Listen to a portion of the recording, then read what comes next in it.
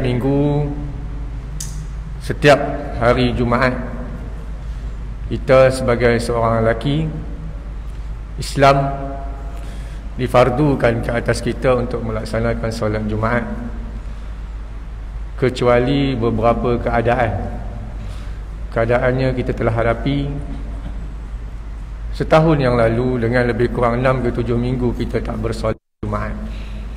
Jadi alhamdulillah, peluang dan juga ruang yang ada ni, kita dapat melaksanakan solat Jumaat. Mungkin hati sedang gembira, tapi di sana juga hati kita sebenarnya bersedih dengan sahabat-sahabat ataupun rakan-rakan, mungkin saudara mara kita yang diuji oleh Allah Subhanahu wa taala dengan banjir ataupun air yang cukup banyak melimpah, yang kita tak sangka-sangka. Kebiasaannya pada bulan 12 ataupun hujung tahun ini hanya berlaku di negara ataupun di negeri sebelah pantai timur. Jadi bila sebut banjir ni ataupun air yang turun dari langit, sepatutnya yang nak bagi tazkirah hari ini bukan saya lah, kita ni bidan terjun. Patutnya adalah seorang Ustaz Nik Sukiman, pegawai agama SPRM. Pagi tadi dia call. Dia kata, Ustaz, no, minta ni lah, tak dapat datang, dia kata. Tak apalah, dia pun ceritalah kenapa hal tak dapat datang. Nasib baik kita tak forward iklan lagi masuk dalam Facebook surau ataupun Telegram surau. Kemudian katanya rakan dia meninggal. Dia sebut nama Ustaz Derih. Tak silap Ustaz Derih pun saya kenal juga. Kami ni bertemu dalam bukanlah kenal secara majlis agama, tapi kami ustaz-ustaz ni lulusan Timur Tengah ni ada juga hobi dia, iaitu bermain bola. Masuk saya cakap ni lah, sampai sekarang nak main bola. Kami buat liga, sudah 2 kali dah buat liga bola sepak alumni Timur Tengah. Himpun semua ustaz-ustaz. Kita tak sangka ustaz-ustaz yang hebat berceramah dalam TV pun hebat atas padang bola juga. Oh, dahsyat.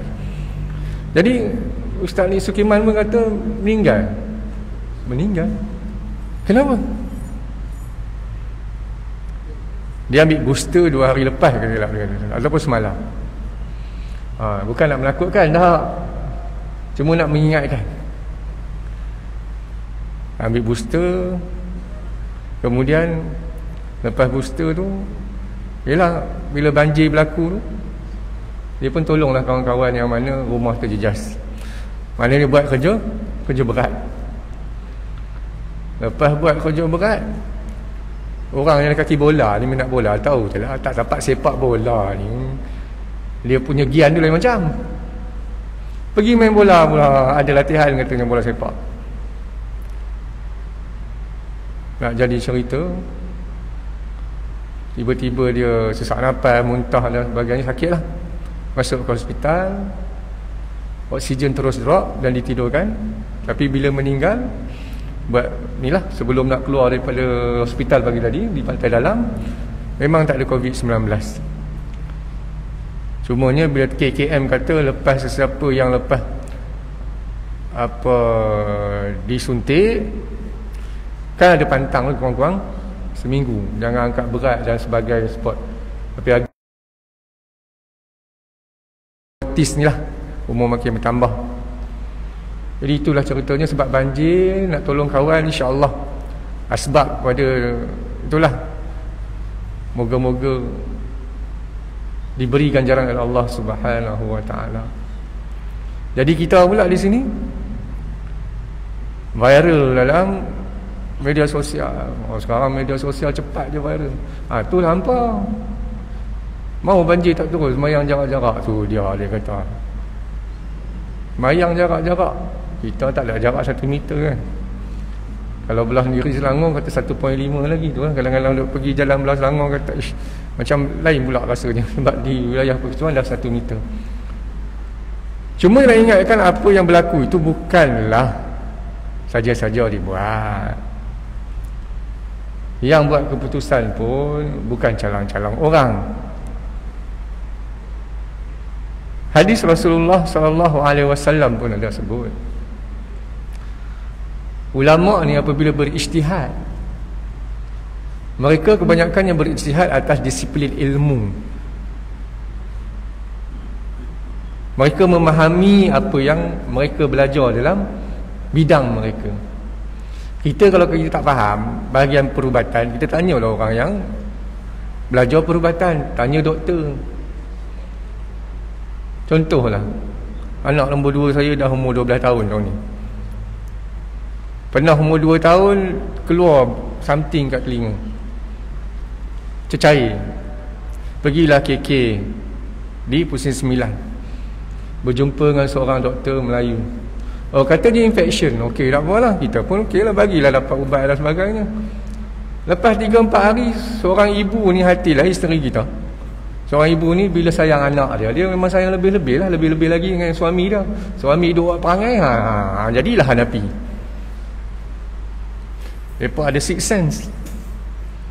Semua tahu cerita Hanafi lah, simpan je lah, jangan duk viralkan. Hanafi, Raihan. Orang muda-muda tahu, orang tua-tua tak tahu, tanya anak-anak orang muda apa dia. Jadi pergi balik KK, jumpa pula doktor lain, doktor India. Doktor India tu tengok, oh, kalau doktor pertama tu yang Melayu kata ini infection, doktor nombor 2 dia kata apa? India tu, ini sesama hingus. Wah, keluar kot telinga kan. Biasa sesama cair tu keluar kot telinga. Lepas tu doktor India tu pun tak apa, kami bagi ubat sesama. Bagi ubat lepas tu lega. Tengok, tak sihat, sakit, kita jumpa lah orang ni. Tapi dalam bab ni, sembahyang begini, apa ada jarak dan sebagainya, mereka mengeluarkan ijtihad, istinbat, mengeluarkan hukum berdasarkan apa yang terdapat dalam hukum syariat. Dia tak semestinya hadis Rasulullah tu sebiji-sebiji tu. Kadang-kadang ada benda yang tersirat, dia bukan yang tersurat sahaja. Jadi Rasulullah kata ulama-ulama yang melakukan ijtihad ini, mereka berdasarkan ilmu, sekiranya tepat dan betul apa yang mereka ijtihad, maka dapat 2 pahala. Jika tersalah, mereka tetap dapat pahala, tapi 1 hak kita ni.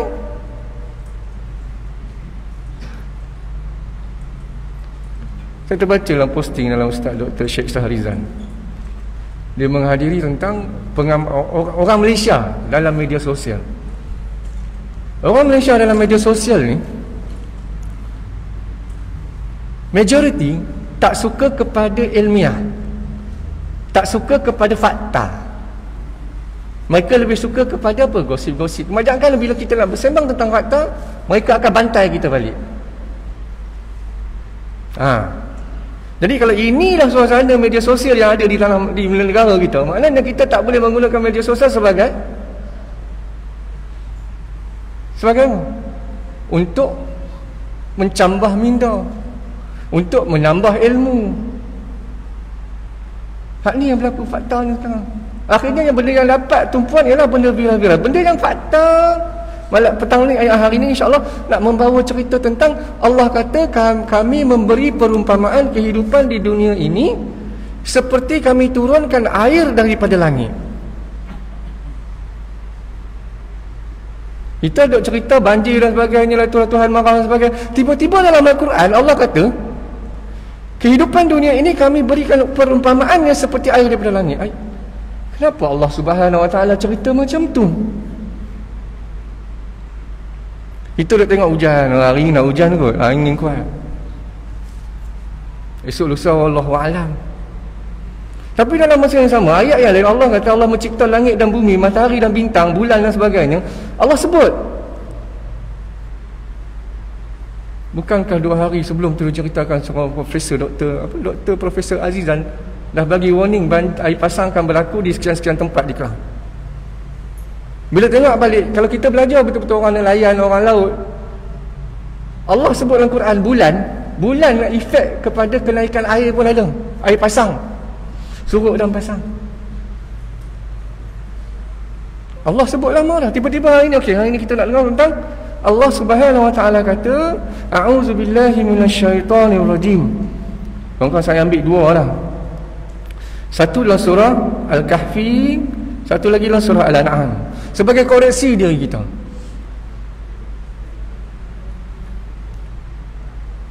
A'udzubillahi minasyaitonirrajim. Surah Kahfi ayat 45.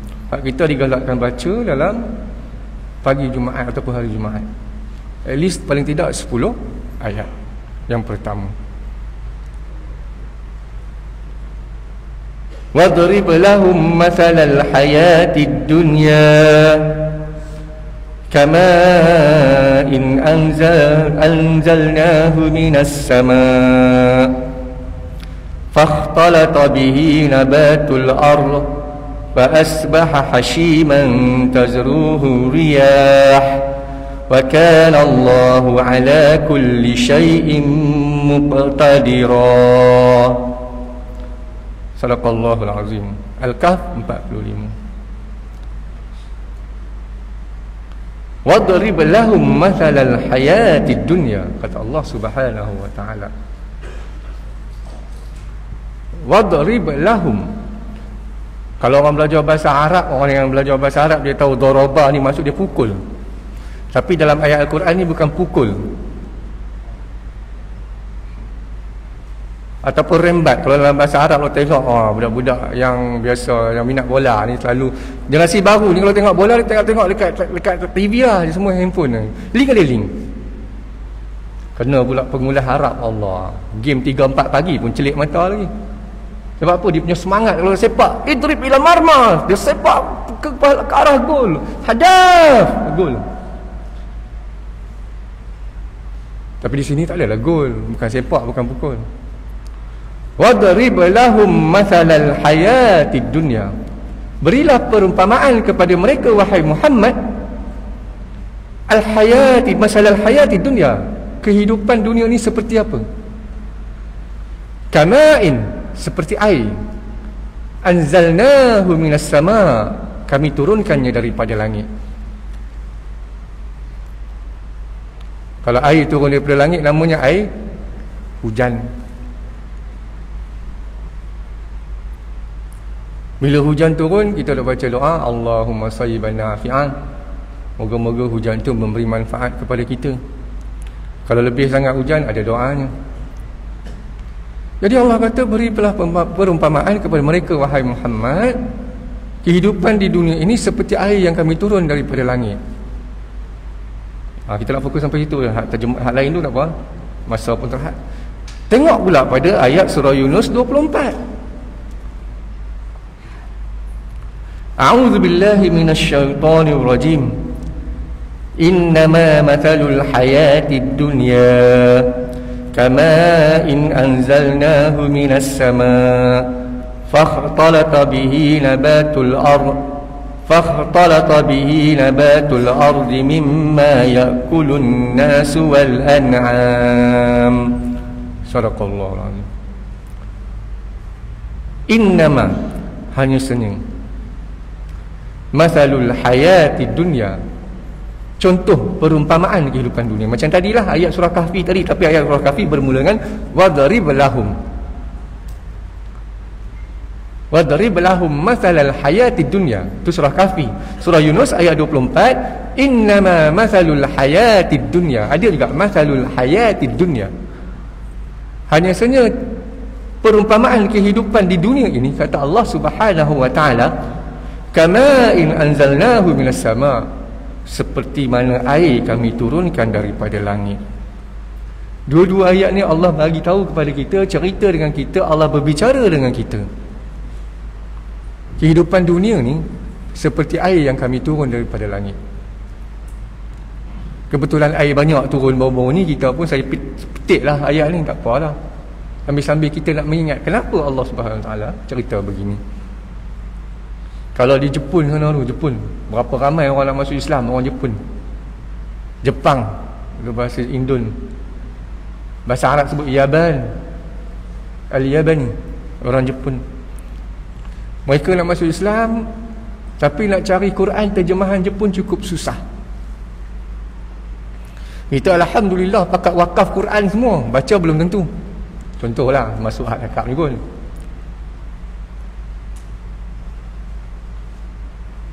Tapi di Jepun sana, antara maklumat yang sampai, kita pun ada satu Masa belajar dulu ada seorang ustaz, satu nak kata satu kelas tak, tapi satu pusat pengajian kenal orang Jepun lah, Ustaz Ahmad Ma'ino nama dia. Antara pendakwah muda yang Jepun, orang Jepun ni. Katanya dia antara cerita lah, Jepun nak dapat Quran terjemahan dalam bahasa Jepun cukup susah. Cukup susah sebab tak ramai yang boleh buat. Tapi once dah ada, mahal pula. Berapa harganya? Lebih kurang RM200 Malaysia. Sudah kau. Kita buku terjemahan Quran tak ada lah sampai RM200. Habis-habis apa? RM30 kita pun tak pernah beli. Tapi tahu ada. Baca Quran dengan feel Allah. Ayat best tu. Macam-macam cerita dalam Quran Allah sebut. Dalam kuliah tafsir saya buat kat sini hari tu cerita apa? Nabi Muhammad macam mana dapat surah Al-Fatihah. Kita nak baca Fatihah hari-hari. Sehari semalam 5 waktu. Rasulullah dapat surah Fatihah macam mana? Tak ada cerita panjang, nantilah kita cerita. Kalau nak ikut kuliah tafsir saya, setiap hari Sabtu, minggu kedua dan minggu ketiga di surau ni. Jadi Allah kata, kami buat perumpamaan ni, Allah buat perumpamaan kehidupan di dunia seperti air yang turun daripada langit. Jadi apa hikmah dia? Diceritakan tentang air. Apa yang Allah sebut dalam Quran semuanya tak sia-sia, ada benda yang kena fikirkan, renung-renungkan. Bukan setakat yang ada literal saja, tapi mungkin ada benda yang Allah Subhanahu Wa Taala suruh fikirkan. Termasuk ayat ini. Dalam tafsir Al-Qurtubi, hikmahnya disebut kenapa Allah Subhanahu Wa Taala buat perumpamaan begini tentang kehidupan di dunia ini seperti air yang diturun daripada langit. Yang pertama, li'anna al-ma' la yastaqiru fi mawdi'in wahid. Air ni dia tak boleh kekal di satu tempat, dia perlu bergerak. Kalau kekal jenuh lah, kan? Apa berlaku kat Taman Seri Muda? Kena sedut air tu bawa keluar, masuk ke sungai sebelah. Kalau kekal, jenuh lah. Akhirnya air itu menjadi busuk dan boleh menyebabkan mangsa-mangsa yang kat situ sakit dan sebagainya, tak dapat air bersih. Jadi air ni takkan kekal di satu tempat. Wa kadzalika dunya. Demikian juga dunia, la tabqa ala halatin wahidah. Takkan kekal dalam satu keadaan, sentiasa berubah. Kita ambil contohlah. Tahun 80-an penduduk Kuala Lumpur seronok dengan ada menara daya bumi. Orang lama tahulah, orang baru tak tahu. Seronok dengan menara daya bumi, datang takat gambar ibaratnya macam KLCC tahun 90-an. Dengan globe ni masih ada lagi kat depan tu. Ingat lagi saya waktu tu ikut ayah saya belajar ke overseas US Mississippi Harrisburg 82, 81, 82, 83. Pak saudara hantar gambar, oh dia ni apa ikon terbaru Kuala Lumpur duduk tu. Lepas tu siapa nak sangka dia muncul Twin Tower. Berubah dunia. Lepas tu siapa nak sangka akan muncul sekarang. Lama itu kita tak balik ke Gombak rumah mak saya, ikut Max Highway, Allah, TRX, Menara Warisan, tambah lagi 2. Sebelum tu dah ada Menara KLCC dengan Menara KL. Sekarang ada 4 pencakar langit di Kuala Lumpur. Dunia takkan kekal dalam keadaan yang besar yang satu. Begitu juga air, dia tak boleh duduk satu tempat, dia bergerak sentiasa. Itu Allah suruh fikir. Lepas ni internet, metaverse, kan? Metaverse pula pakai hatu pula. Macam-macam dunia. Yang kedua, wali'anna al-ma' yadhhab wa la yabqa. Air itu pergi, yadhhab wa la yabqa, dan tidak kekal. Wa kadzalika dunya. Demikian juga dunia, tafna, akan rosak, hancur, binasa, wala tabqa, dan tidak kekal. Ya, dunia ada umurnya, manusia ada umurnya. Handphone ada umurnya. Line internet sampai sekarang 5G duk turun naik tak tahu kenapa. Ada umurnya. Semua ada hadnya. Tenaga ada hadnya. Bateri ada hadnya. Itu juga air. Sentiasa bergerak takkan kekal. Semua fikir balik Allah. Betul lah Allah Subhanahu Wa Taala kata, perumpamaan hidup di dunia ini seperti air yang kami turunkan daripada langit. Yang ketiga, al-ma' la yuqaddiru ahad an yudkhilahu wa la yabtal. Maksud dia apa? Air itu apabila seseorang masuk ke dalamnya, kebiasaannya kalau dah banyak sangat air, dia tak boleh nak selamat dalam tu. Kalau tak reti berenang, mungkin lemas. Even tak reti berenang pun dekat Taman Seri Muda, berapa orang dah meninggal setelah airnya surut.